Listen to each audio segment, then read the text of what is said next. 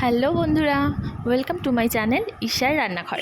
আজকে আমার রেসিপি হলো মাশরুম। আর এই মাশরুমটা আজকে আমি একদম সম্পূর্ণ নিরামিষভাবেই রান্না করছি। তো চলো দেখে নেওয়া যাক রেসিপিটা।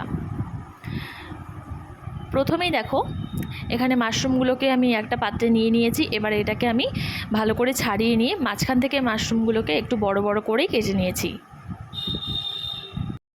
প্রথমে দেখো, শুকনো খোলায় আমি একটু অল্প জিরে ভালো করে ভেজে নিচ্ছি।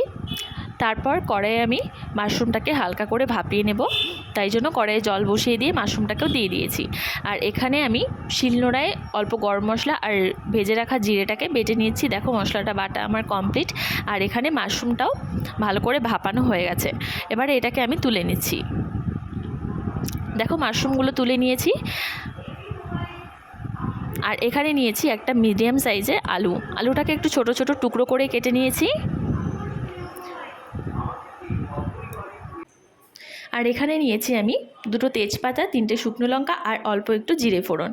কড়াইয়ে সর্ষে তেল দিয়ে দিয়েছি। তেলটা গরম হয়ে গেলে এবারে এর মধ্যে আমি জিরে, তেজপাতা আর শুকনো লঙ্কাটা ফোড়নে দিয়ে তারপর দিয়ে দিচ্ছি আমি আলু। এবারে আলুটাকে আমি হালকা করে ভেজে নিচ্ছি।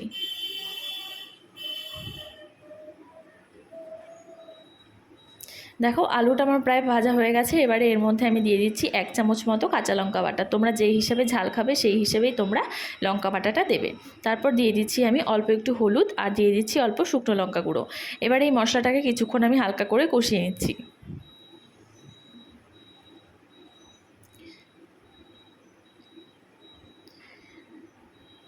দেখো, মশলাটা আমার কষানো হয়ে গেছে ভালো করে। এবারে এর মধ্যে আমি দিয়ে দিচ্ছি ভাপিয়ে রাখা মাশরুমগুলো দিয়ে এবারে এটাকে আরও কিছুক্ষণ আমি কষিয়ে নেব।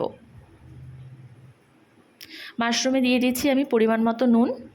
এবার এটাকে আরও কিছুক্ষণ হালকা করে ভেজে নিয়ে দিয়ে দেব আমি পরিমাণ মতো জল। দেখো, খুব বেশি জল আমি দিইনি, এখানে অল্প পরিমাণেই দিয়েছি। এবারে ঝোলটাকে আমি 10 মিনিট মতো ভালো করে ঢাকা দিয়ে ফুটিয়ে নেব।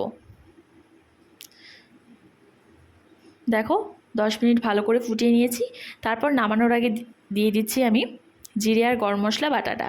এবার এটাকে 5 মিনিট মতো রেখে নামিয়ে নিলেই কিন্তু রেডি নিরামিষ মাশরুমের তরকারি। মাশরুম খেতে কার কার ভালো লাগে অবশ্যই কিন্তু আমাকে কমেন্ট করে জানিও। ভিডিওটি ভালো লাগলে লাইক, কমেন্ট, শেয়ার আর আমার চ্যানেলটাকে অবশ্যই সাবস্ক্রাইব করে দিও।